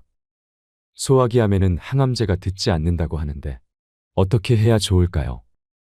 일반인들은 항암제로 암덩어리가 사라지거나 크기가 작아지면 치료되었거나 좀 더 살 수 있다고 생각합니다. 하지만 사실은 그렇지 않습니다. 담낭암이 항암제로 사라지는 경우는 전체 환자의 1% 전후로 아주 드뭅니다. 그리고 이 1%의 경우도 치료된 것이 아닙니다. 완전 소실이라고 해도 암덩어리가 검사에서 발견되지 않을 정도의 크기로 줄어든 것일 뿐 암은 반드시 다시 커집니다. 그리고 항암제에는 독성이 있어서 반복해서 투여하면 금방 치사량에 달하게 됩니다. 항암제 치료 전문가들은 암이 축소되거나 소실되면 효과가 있다고 떠들어대면서 세상을 착각에 빠뜨립니다. 암덩어리가 완전히 축소된 경우만 언론에 소개하고 환자의 그 후의 상태는 알려주지 않습니다. 나는 암이 사라졌다는 기사는 사기나 다름없다고 생각합니다. 자연사를 선택하면 평온한 죽음을 맞을 수 있다. A씨는 식도 부근에 암이 생긴 위암 환자로 임종에 가까웠을 때 먹지도 마시지도 않고 연명치료도 거부한 남성이다. 그가 치료를 받고 싶지 않다고 해서 상태를 지켜보고 있었는데 그는 암 선고를 받고 약 7년을 더 살았다. 마지막에는 암이 점점 커져서 식도가 거의 막히다시피 했다. 이런 경우 음식물이 통과하기 어려워 식욕이 떨어지는데 환자 본인은 그냥 그대로 놔두기를 원했다. 식도를 조금만 넓히면 음식물을 넘길 수 있어서 좀 더 살 수 있을지 모른다고 제안해 보았지만 환자는 예전에 수술로 고통받은 경험이 있어서 어떤 처치도 싫다며 거부했다. 식도를 넓히는 시술을 거부하고 3주일 정도 지나자 가족으로부터 그가 세상을 떠났다는 연락이 왔다. 쇠약사라고 해야 할지 아사라고 해야 할지는 모르겠지만 촛불이 꺼지듯 그렇게 숨을 거두었다. B씨는 직경 2cm의 유방암이 발견된 45세 여성이었다. 그녀는 유방을 절제하지 않고 그대로 방치하고 있었다. 4년이 지나자 암이 20cm 크기로 증식해 유방 전체가 암으로 뒤덮여 피부가 새까맣게 변색했다. 하지만 이 정도로 심한 말기 증상이 나타나면서도 통증은 느끼지 않았다. 마지막에 그녀는 일어나지 못하고 누워 지내야 했지만 그때도 통증을 호소하지 않았다. 그리고 그렇게 체력이 점점 떨어지면서 촛불이 꺼져가듯 조용히 세상을 떠났다. 생존율은 어떤 경우든 확실한 보장을 할 수 없다. 따라서 말기에 여러 가지 증상이 나타나더라도 평온하게 삶을 마무리하는 쪽을 선택할지, 표준 치료를 받아들여 고통스럽더라도 좀 더 살 수 있을지도 모를 방법을 선택할지 미리 생각해보고 가족과 함께 이야기해두는 것이 좋다. 죽음을 대비해 사전의료의향서를 써놓자. 당신은 어떻게 죽고 싶은가? 현대사회에서 자신의 집에서 생을 마감할 수 있는 사람은 소수에 불과하다. 쓰러져도 그냥 놔둘 것. 옆에 오지도 말 것. 이것은 내가 작성해서 가족에게 건네둔 사전의료의향서 요지이다. 밖에서 쓰러지면 보통은 곧바로 응급실로 실려간다. 뇌출혈이라면 의사는 머리를 열고 혈관을 묶어 지혈한 다음 혈전을 제거한다. 심근경색이라면 심장혈관의 가는관을 삽입하고 막혀있는 혈전을 약으로 녹인다. 자력으로 호흡할 수 없는 경우는 기관에 관을 넣어 인공호흡기에 연결한다. 요즘 세상은 이처럼 고도의 치료술이 발달되어 있기 때문에 단숨에 죽는 일이 결코 쉽지 않다. 그리고 이런 치료를 받으면 상당히 높은 확률로 반신불수 등의 심각한 후유증을 떠안게 된다. 재활치료는 너무나 힘들고 튜브나 인공호흡기에 연결된 채로 죽는 것은 정말이지 싫다. 나는 수명에 몸을 맡기고 자연스럽게 죽고 싶다. 곤도 마코토 의사의 사전의료 의향서. 연명치료는 절대 하지 말아 주십시오. 나는 오늘까지 자유롭게 살아왔습니다. 좋아하는 일에 열중하며 행복한 인생을 살았습니다. 그러니 나답게 생을 마감하고 싶습니다. 지금 나는 의식을 잃어가고 있거나 불러도 아주 약하게 반응할 뿐이라고 생각합니다. 이미 자력으로는 호흡도 거의 불가능할지 모릅니다. 하지만 이대로 눈을 감아도 전혀 여한이 없습니다. 그러니 구급차는 절대 부르지 말아 주십시오. 이미 병원에 실려왔다면 인공호흡기를 연결하지 마십시오. 연결했다면 떼주십시오. 자력으로 먹거나 마실 수 없다면 억지로 음식을 입에 넣지 말아 주세요. 수액도, 튜브 영양도, 승합제, 수혈, 인공투석 등도 포함해 연명을 위한 치료는 그 어떤 것도 하지 말아 주십시오. 이미 하고 있다면 전부 중단해 주시기 바랍니다. 만약 내가 고통을 느끼고 있는 것 같다면 모르핀처럼 통증을 완화시키는 처치는 감사히 받겠습니다. 지금 내 생명을 연장하고자 전력을 다하고 계시는 분께 진심으로 감사드립니다. 그러나 죄송하지만 나의 바람을 들어주십시오. 나는 이 문장을 냉정하게 생각한 후에 작성했으며 가족의 동의도 받았습니다. 연명치료는 일절하지 않았으면 좋겠습니다. 부디 마지막 소원을 들어주시기 바랍니다. 결코 후회하지 않을 것을 여기에 맹세합니다. 인간은 누구나 죽습니다. 단지 우리는 선택할 수 있을 뿐입니다. 병원에 돈을 갖다 바치면서 온몸에 수액을 맞으며 고통 속에서 죽어갈 것인지 아니면 사랑하는 사람들에게 둘러싸여 마지막 순간을 평온하게 맞을 것인지 말이죠. 저는 어차피 피할 수 없는 죽음이라면 평온하게 집에서 가족들의 보살핌을 받으며 죽어가는 것이 가장 행복한 죽음이라고 생각합니다. 우리는 공부해야 합니다. 모르고도 당하고 알고도 당하는 일은 앞으로는 없어야 합니다. 아픈 환자들이 병원과 제약회사의 마케팅 전략에 더 이상 속지 않기를 바랍니다. 어떤 주사나 약보다도 애정이 담긴 손길이 치료의 근본이며 사람들과의 친밀한 스킨십이 통증을 약화시키고 건강을 유지하게 해준다는 사실을 잊어서는 안 될 것입니다. 함께 해주시는 모든 분들이 마음의 상처와 아픔을 씻어내고 단 한 분이라도 고통 없이 편안한 죽음을 맞이할 수 있었으면 좋겠습니다. 이상으로 책틀맨이었습니다. 지혜를 쌓는 당신의 오늘이 아름답습니다. 더 좋은 영상으로 찾아뵙겠습니다. 요양병원에서 일하는 의사가 남긴 이야기가 큰 화제를 몰고 있습니다. 요양병원에서 진료를 보았었던 할머니에 대한 내용인데 우리 모두의 현재나 미래가 될 수 있다고 생각합니다. 요양병원에서 만난 90세가 넘은 할머니에 대한 기록.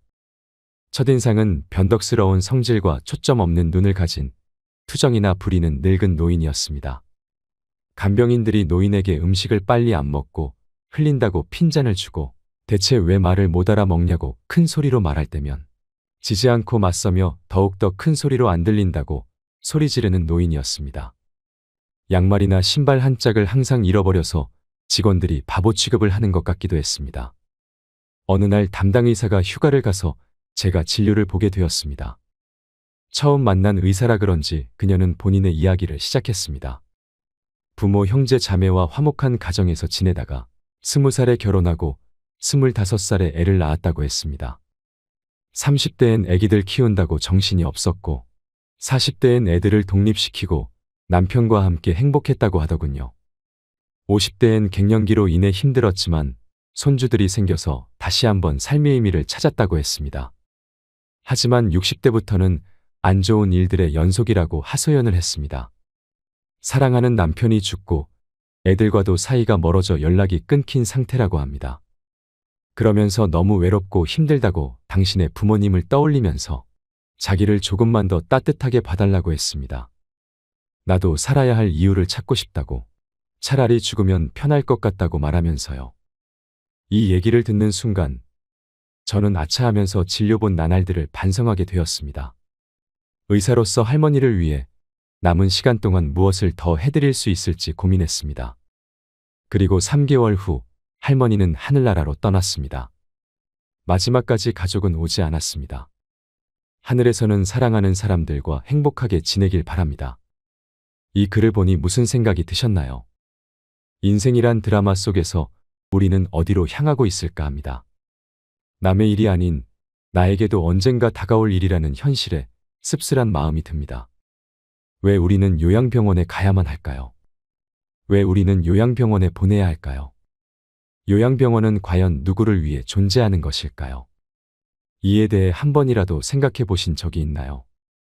요양병원은 우리나라 고령화와 인구 피라미드 구조상 시간이 지남에 따라 필요해졌고 이제는 필수 불가결한 산업이 되었습니다. 늙어서 요양원과 요양병원에 안 가면 어디로 갈 수 있겠냐고 생각하시는 분들이 많지요. 하지만 지금의 요양원과 요양병원이 정말 우리의 부모님을 편하게 모실 수 있는 곳일까요? 우리는 모두 진실을 알고 있습니다. 요양원과 요양병원은 사람들이 죽기 전에 시간을 보내기 위해 가는 곳이라는 것을 말입니다. 모두가 그런 것은 절대 아니겠지만 늙은 부모가 귀찮아서 돈이면 해결된다는 생각에 요양원과 요양병원으로 보내지는 노부모들이 많아지고 있습니다. 이때 부모님의 슬픈 얼굴을 자세히 들여다보는 자식들이 얼마나 될까요? 물론 현실적인 어려움 때문에 어쩔 수 없어서 애써 외면하고 모른 척하며 가슴이 무너지는 경우가 많을 것입니다. 눈을 마주치지 못하는 자식들 앞에서 부모님은 슬픔을 드러내지 않으려 애쓰고 굳어만 가는 얼굴에 미소를 지으려고 노력합니다. 죽음이 다가온다는 사실만 생각해도 무섭고 두려운데 최대한 티를 내지 않고 자신은 걱정하지 말고 잘 살아라는 부모님의 말씀 한마디에 자식들은 처음엔 마음이 무겁지만 이내 팍팍한 현실에 부딪혀 부모님에 대한 관심이 멀어지고 맙니다. 왜 이런 일들이 비일비재하게 일어날까요? 앞에서도 말씀드렸다시피 우리나라의 인구 고령화와 인구 피라미드 구조 때문입니다. 사람들이 결혼을 많이 하지 않으니 아이도 많이 낳지 않습니다. 또한 결혼을 하고도 아이를 낳지 않는 딩크족도 많이 생기고 있습니다. 결혼하지 않고 부모에게 의지하는 캥거루족도 많지요. 통계적으로 한 가정의 자녀가 1명 미만이라는 충격적인 조사 결과도 있습니다. 이에 반해 노인 인구는 빠르게 증가하고 있습니다. 그래서 지금의 30, 40대들이 20년 후 50대, 60대가 되면 70대, 80대 부모님을 부양해야 합니다. 노인이 노인을 부양해야 하는 그런 상황입니다. 1950년 혹은 그 이전에 태어난 부모님들은 아마 상상도 하기 힘들 정도로 정말 많은 고생을 하셨을 겁니다. 예전에는 이런 요양병원이 많지 않았습니다. 그래서 부모님이 아프면 자식들이 돌봐야 했습니다. 그렇게 몇십 년을 살다 보니 7, 80대가 되어 내 인생을 즐기지도 못하고 본인이 돌봄을 받아야 하는 상황이 오는 것입니다. 지금은 세상이 바뀌고 인식이 바뀌면서 굳이 힘들게 부양하지 않아도 된다고 생각을 하는 사람들도 많아졌습니다. 하지만 실제로 그렇게 하려고 하면 여러 가지 문제가 발생할 수 있기 때문에 쉬운 결정이 아니라는 것은 분명하지요. 그 중에서는 금전적인 문제도 있습니다. 요즘에 많이 보내는 요양병원은 간병비가 장기요양보험이 적용되지 않는다는 사실을 아시나요? 그래서 환자나 간병인이 100% 자비로 부담해야 하는 실정입니다. 예를 들어 6인실에 입원하는 경우 40만 원 정도 들어갑니다. 거기다가 입원 시 본인 부담금도 발생하는데요. 그 액수가 보통 60만 원 정도가 되는데 기저귀 비용 등을 더하면 최소 110만 원 정도는 잡아야 합니다. 쾌적하고 시설이 좋은 곳은 간병비를 80만 원까지도 받습니다. 병원마다 차등이 있지만 110만 원이 최소한의 금액이라는 것입니다. 적자보는 병원은 시설의 질을 높이려고 노력하지 않고 진료비를 높이는 데만 집중하고 있습니다. 그런 곳은 부모님을 보내놓고도 기분이 찜찜합니다. 시설 투자나 서비스 질에 대해서는 방치하고 환자 유치에만 심혈을 기울이는 곳에 입원해 있으면 좋은 게 별로 없습니다. 그래서 가격이 합리적이면서 친절하고 좋은 요양병원을 찾기란 하늘의 별 따기라는 것입니다. 그렇다고 해서 요양원에 보내는 건 더 좋지 않습니다. 가장 큰 문제는 상주하는 의사가 없다는 것입니다. 실제로도 요양원에 입소한 어르신들 중에서는 큰 문제가 있음에도 불구하고 제때 치료를 받지 못하는 경우도 많이 있습니다. 그래서 사회적 문제가 되기도 합니다. 국비 지원이 된다고는 하지만 양질의 서비스를 기대하기는 어렵습니다. 현재 요양원은 인력이 부족하여 혼자서 20명이나 30명을 돌보는 경우가 있다고 합니다. 혼자서 그 많은 환자들을 돌보려니 직원들도 힘이 들겠지요. 상대적으로 지원이 많은 국공립 요양시설은 들어가기도 정말 어렵습니다. 지금 당장 들어가고 싶어도 4년을 기다려야 하는 곳도 있습니다. 요즘은 노인분들이 이런 얘기를 뉴스나 신문으로 많이 접하면서 요양시설에 들어간다는 것 자체를 내가 죽으러 가는구나라고 생각하게 되는데요. 인생의 끝자락에서 모든 것과 이별하면서 자식에게까지 버림받는 느낌을 받는 분들이 많은 것은 이러한 이유 때문입니다. 물론 각자의 사정이 있고 감당하기 힘들기 때문에 시설에 보내는 것은 어쩔 수 없습니다. 하지만 우리는 생각해 봐야 합니다. 아무리 좋은 호텔에 가더라도 집만한 곳은 없습니다. 아무리 돈이 많아서 고급스러운 요양시설에 들어가도 며칠만 있으면 집에 오고 싶을 겁니다. 익숙한 환경에서 가족들과 함께 지내다가 평안한 죽음을 맞이하는 것을 누구나 바랄 것입니다. 이 모든 것이 거부할 수 없는 시대의 흐름이라면 막연하게 걱정만 하기보다는 스스로 원하는 죽음을 준비하고 노년을 보낼 준비를 해야 하지 않을까요? 요양병원과 요양원에 가지 않고 건강한 노후를 보내고 싶다면 3가지를 기억하시기 바랍니다. 첫 번째는 신체적 독립을 하셔야 합니다. 요양원에 가지 않고 다른 사람에게 의존하지 않으려면 육체적으로 독립하는 것이 필요합니다. 건강 수명을 늘리려면 기본적인 체력을 유지하는 것이 매우 중요합니다. 그래서 이를 위해서는 근력 운동은 필수입니다. 나이가 들어감에 따라 걷고 싶어도 걸을 수 없습니다. 누우면 죽고 서면 산다는 말이 있습니다. 최대한 눕지 말고 일어나서 살아야 합니다. 나이가 들면서 근력을 잃는 순간 급격히 노화가 됩니다. 인생 후반기에 갑자기 하반신이 전체적으로 얇아지고 골다공증이 시작될 수 있습니다. 등이나 어깨가 구부러져서 완전히 피지 못합니다. 무릎도 온전히 피지 못하고 구부러진 상태로 굳게 되는데요. 이는 근력이 약해져서 근육이 우리 몸을 지탱해주지 못해서입니다. 증상이 심해지면 팔과 다리에 힘이 빠져서 일상생활을 정상적으로 할 수 없게 됩니다. 노후에 다른 사람에게 의존하지 않고 독립적인 삶을 살려면 근력을 유지하는 것이 그 무엇보다도 중요하다고 할 수 있습니다. 덤벨을 들고 발 뒤꿈치를 올렸다 내리거나 다리를 어깨 너비로 벌리고 서서 스쿼트를 하셔도 좋고 누워서 윗몸 일으키기를 해도 도움이 됩니다. 지금 당장 실천해 보세요. 유산소 운동을 하는 것도 중요합니다. 밖에 나가셔서 걷기와 줄넘기, 수영 및 자전거 타기 등을 해보세요. 몸에 무리가 가지 않는 선에서 나에게 맞는 유산소 운동을 찾아서 꾸준히 해보시길 바랍니다. 굳이 운동 중에 하나를 선택해야 한다면 걷기를 추천합니다. 왜냐하면 걷기는 언제 어디서나 무리 없이 누구나 할 수 있는 운동이기 때문입니다. 그리고 또 중요한 것은 균형을 잡는 운동입니다. 어르신들이 특히 조심해야 하는 것은 낙상사고입니다. 노인분들 중에서는 낙상사고가 흔히 일어납니다. 낙상으로 사망하기까지 하고 신체적인 부상으로 인해 정신적인 문제로 이어지기도 합니다. 많은 전문가들이 낙상사고를 막기 위해서는 균형감을 키우고 운동의 중요성을 강조하고 있습니다.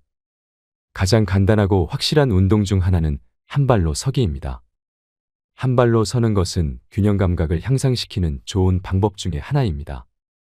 넘어지지 않게 옆에 손잡이를 두고 어디서든 혼자서 간편하게 할 수 있습니다. 두 번째는 정신적 독립을 해야 합니다. 나이가 들어감에 따라 정신적으로 독립하는 것이 참 중요합니다.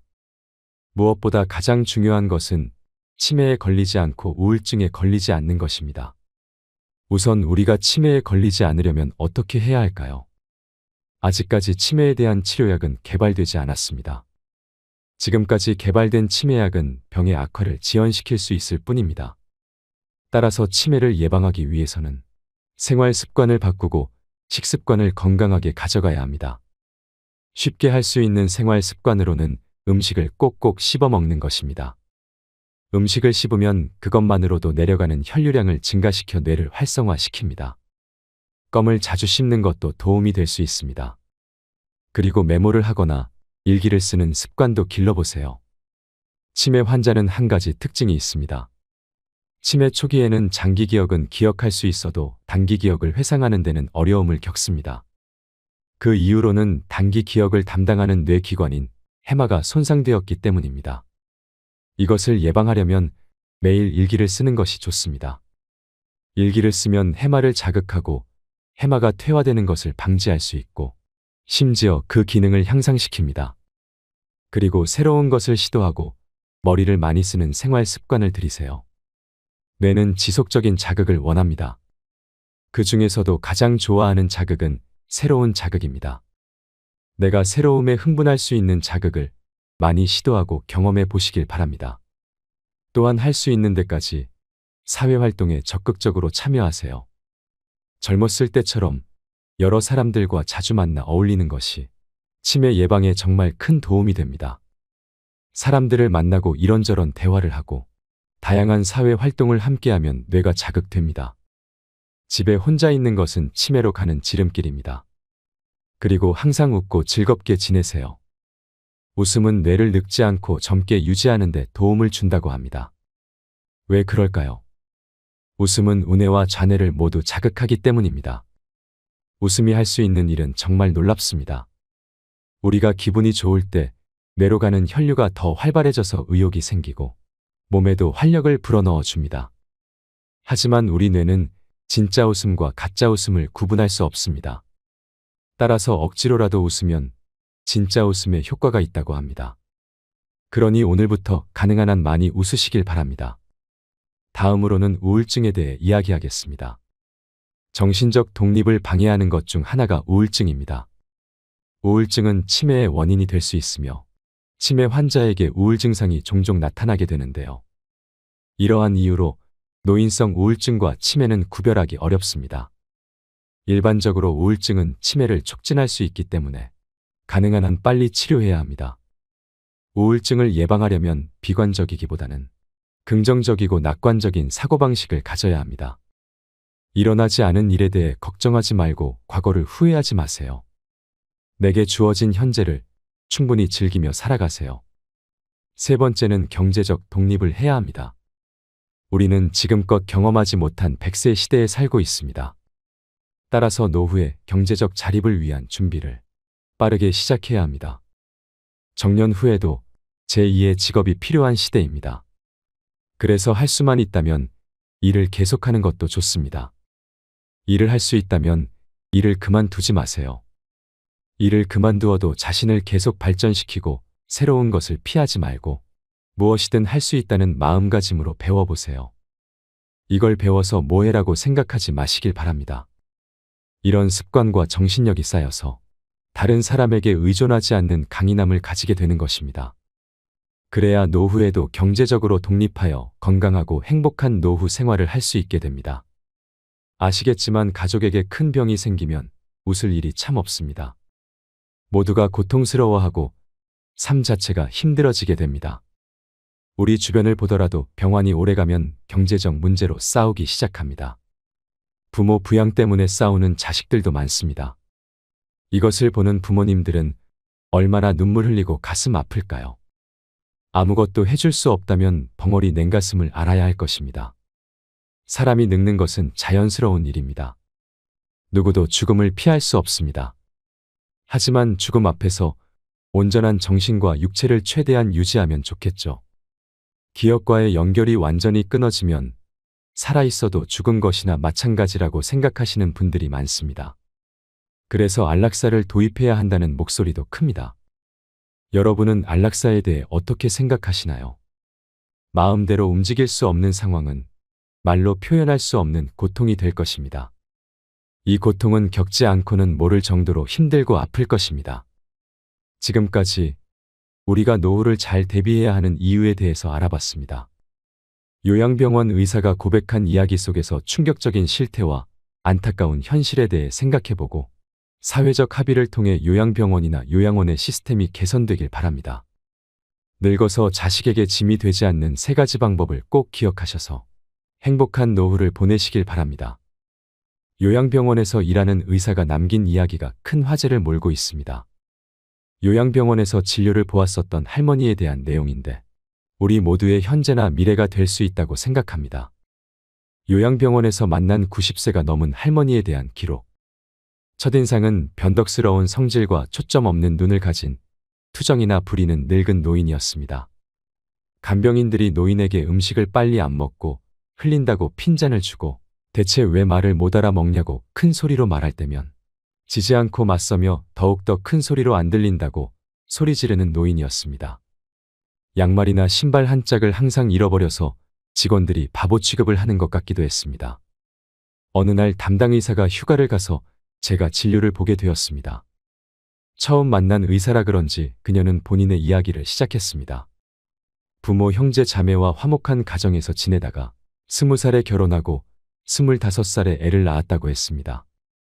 30대엔 애기들 키운다고 정신이 없었고 40대엔 애들을 독립시키고 남편과 함께 행복했다고 하더군요. 50대엔 갱년기로 인해 힘들었지만 손주들이 생겨서 다시 한번 삶의 의미를 찾았다고 했습니다. 하지만 60대부터는 안 좋은 일들의 연속이라고 하소연을 했습니다. 사랑하는 남편이 죽고 애들과도 사이가 멀어져 연락이 끊긴 상태라고 합니다. 그러면서 너무 외롭고 힘들다고 당신의 부모님을 떠올리면서 자기를 조금만 더 따뜻하게 봐달라고 했습니다. 나도 살아야 할 이유를 찾고 싶다고, 차라리 죽으면 편할 것 같다고 말하면서요. 이 얘기를 듣는 순간 저는 아차하면서 진료본 나날들을 반성하게 되었습니다. 의사로서 할머니를 위해 남은 시간 동안 무엇을 더 해드릴 수 있을지 고민했습니다. 그리고 3개월 후 할머니는 하늘나라로 떠났습니다. 마지막까지 가족은 오지 않았습니다. 하늘에서는 사랑하는 사람들과 행복하게 지내길 바랍니다. 이 글을 보니 무슨 생각이 드셨나요? 인생이란 드라마 속에서 우리는 어디로 향하고 있을까 합니다. 남의 일이 아닌 나에게도 언젠가 다가올 일이라는 현실에 씁쓸한 마음이 듭니다. 왜 우리는 요양병원에 가야만 할까요? 왜 우리는 요양병원에 보내야 할까요? 요양병원은 과연 누구를 위해 존재하는 것일까요? 이에 대해 한 번이라도 생각해 보신 적이 있나요? 요양병원은 우리나라 고령화와 인구 피라미드 구조상 시간이 지남에 따라 필요해졌고 이제는 필수 불가결한 산업이 되었습니다.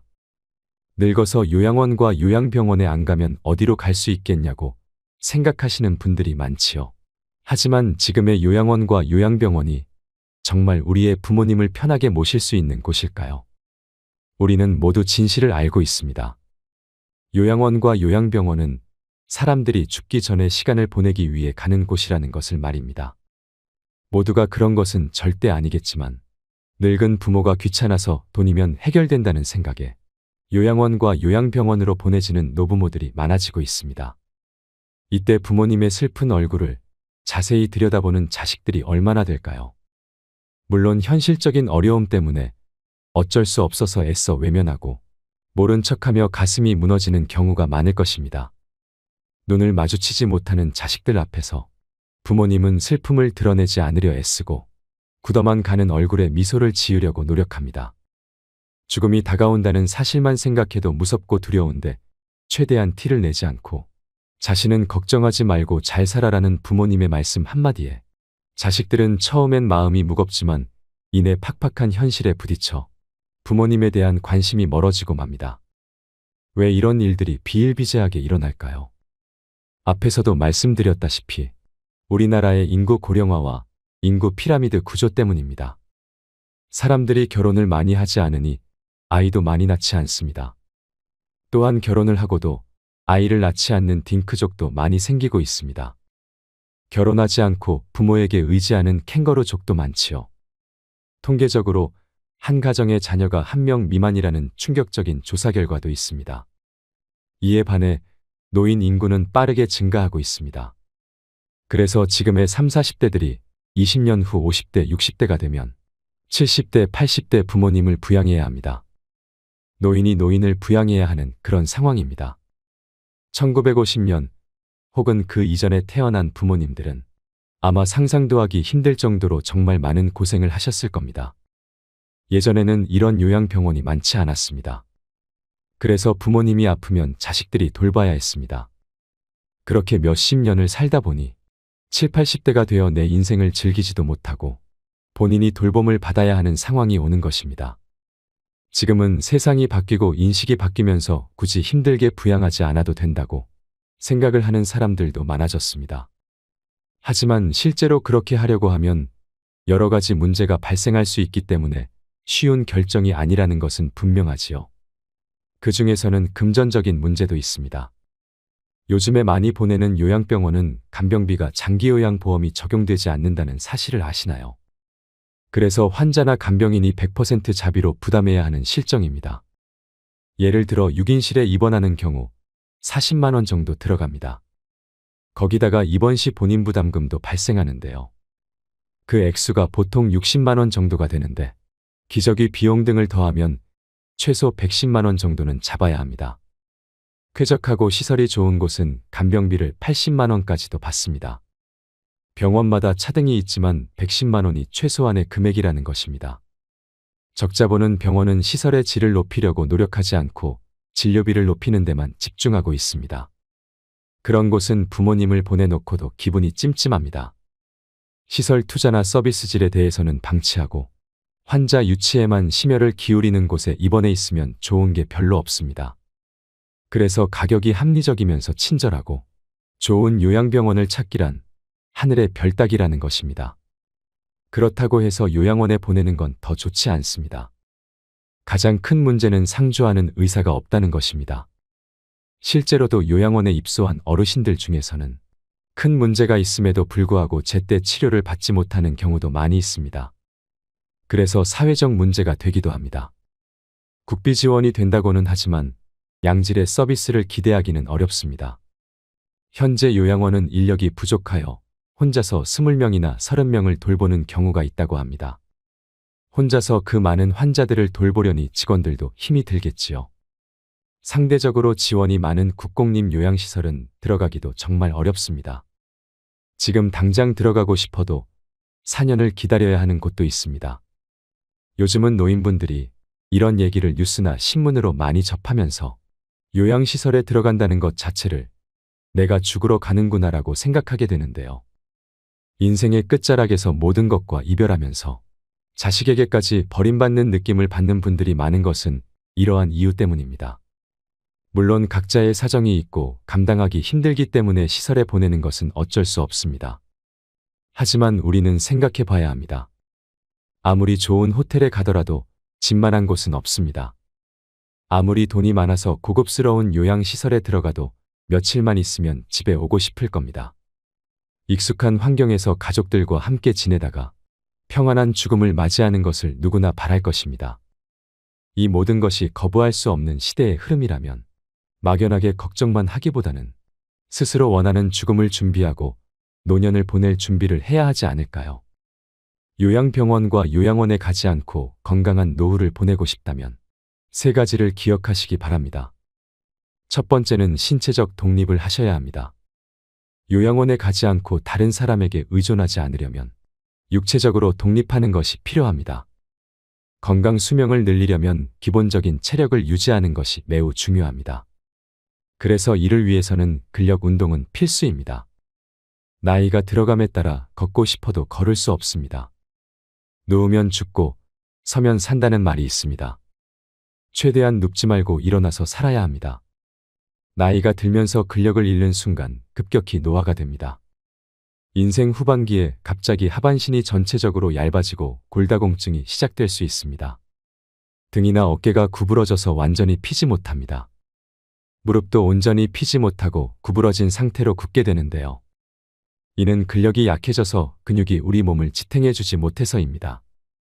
증상이 심해지면 팔과 다리에 힘이 빠져서 일상생활을 정상적으로 할 수 없게 됩니다. 노후에 다른 사람에게 의존하지 않고 독립적인 삶을 살려면 근력을 유지하는 것이 그 무엇보다도 중요하다고 할 수 있습니다. 덤벨을 들고 발 뒤꿈치를 올렸다 내리거나 다리를 어깨 너비로 벌리고 서서 스쿼트를 하셔도 좋고 누워서 윗몸 일으키기를 해도 도움이 됩니다. 지금 당장 실천해 보세요. 유산소 운동을 하는 것도 중요합니다. 밖에 나가셔서 걷기와 줄넘기, 수영 및 자전거 타기 등을 해보세요. 몸에 무리가 가지 않는 선에서 나에게 맞는 유산소 운동을 찾아서 꾸준히 해보시길 바랍니다. 굳이 운동 중에 하나를 선택해야 한다면 걷기를 추천합니다. 왜냐하면 걷기는 언제 어디서나 무리 없이 누구나 할 수 있는 운동이기 때문입니다. 그리고 또 중요한 것은 균형을 잡는 운동입니다. 어르신들이 특히 조심해야 하는 것은 낙상사고입니다. 노인분들 중에서는 낙상사고가 흔히 일어납니다. 낙상으로 사망하기까지 하고 신체적인 부상으로 인해 정신적인 문제로 이어지기도 합니다. 많은 전문가들이 낙상사고를 막기 위해서는 균형감을 키우고 운동의 중요성을 강조하고 있습니다. 가장 간단하고 확실한 운동 중 하나는 한 발로 서기입니다. 한 발로 서는 것은 균형 감각을 향상시키는 좋은 방법 중에 하나입니다. 넘어지지 않게 옆에 손잡이를 두고 어디서든 혼자서 간편하게 할 수 있습니다. 두 번째는 정신적 독립을 해야 합니다. 나이가 들어감에 따라 정신적으로 독립하는 것이 참 중요합니다. 무엇보다 가장 중요한 것은 치매에 걸리지 않고 우울증에 걸리지 않는 것입니다. 우선 우리가 치매에 걸리지 않으려면 어떻게 해야 할까요? 아직까지 치매에 대한 치료약은 개발되지 않았습니다. 지금까지 개발된 치매약은 병의 악화를 지연시킬 수 있을 뿐입니다. 따라서 치매를 예방하기 위해서는 생활 습관을 바꾸고 식습관을 건강하게 가져가야 합니다. 쉽게 할 수 있는 생활 습관으로는 음식을 꼭꼭 씹어 먹는 것입니다. 음식을 씹으면 그것만으로도 내려가는 혈류량을 증가시켜 뇌를 활성화시킵니다. 껌을 자주 씹는 것도 도움이 될 수 있습니다. 그리고 메모를 하거나 일기를 쓰는 습관도 길러보세요. 치매 환자는 한 가지 특징이 있습니다. 치매 초기에는 장기 기억은 기억할 수 있어도 단기 기억을 회상하는 데는 어려움을 겪습니다. 그 이후로는 단기 기억을 담당하는 뇌기관인 해마가 손상되었기 때문입니다. 이것을 예방하려면 매일 일기를 쓰는 것이 좋습니다. 일기를 쓰면 해마를 자극하고 해마가 퇴화되는 것을 방지할 수 있고 심지어 그 기능을 향상시킵니다. 그리고 새로운 것을 시도하고 머리를 많이 쓰는 생활 습관을 들이세요. 뇌는 지속적인 자극을 원합니다. 그 중에서도 가장 좋아하는 자극은 새로운 자극입니다. 내가 새로움에 흥분할 수 있는 자극을 많이 시도하고 경험해 보시길 바랍니다. 또한 할 수 있는 데까지 사회활동에 적극적으로 참여하세요. 젊었을 때처럼 여러 사람들과 자주 만나 어울리는 것이 치매 예방에 정말 큰 도움이 됩니다. 사람들을 만나고 이런저런 대화를 하고 다양한 사회 활동을 함께하면 뇌가 자극됩니다. 집에 혼자 있는 것은 치매로 가는 지름길입니다. 그리고 항상 웃고 즐겁게 지내세요.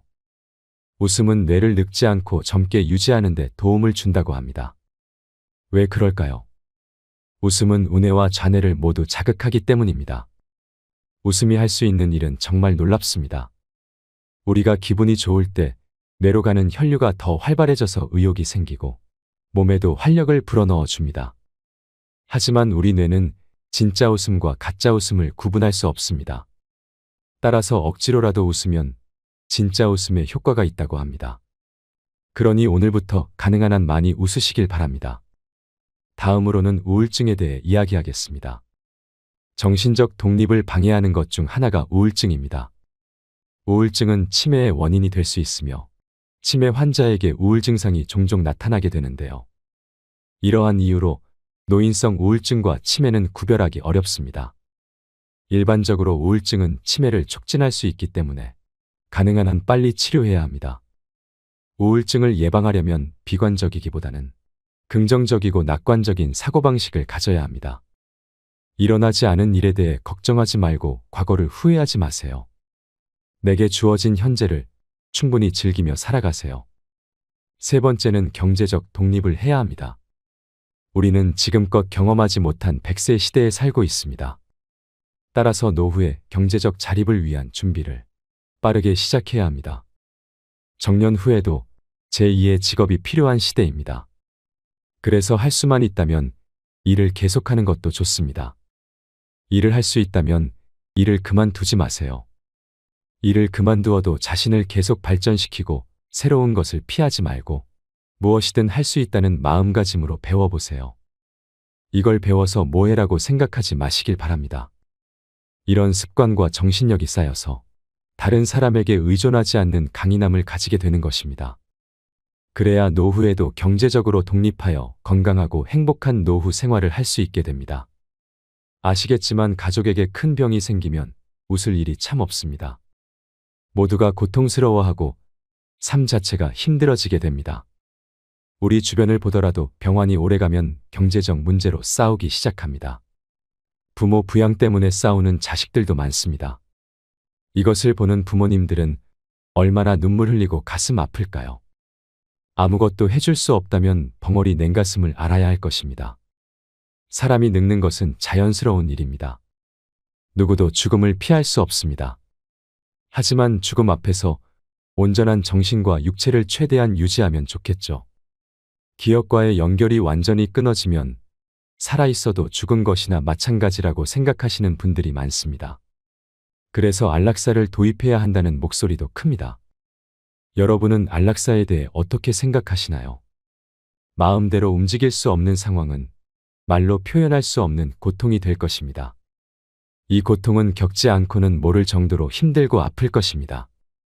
지금까지 우리가 노후를 잘 대비해야 하는 이유에 대해서 알아봤습니다. 요양병원 의사가 고백한 이야기 속에서 충격적인 실태와 안타까운 현실에 대해 생각해보고 사회적 합의를 통해 요양병원이나 요양원의 시스템이 개선되길 바랍니다. 늙어서 자식에게 짐이 되지 않는 세 가지 방법을 꼭 기억하셔서 행복한 노후를 보내시길 바랍니다. 이상으로 책틀맨이었습니다. 지혜를 쌓는 당신의 오늘이 아름답습니다. 더 좋은 영상으로 찾아뵙겠습니다.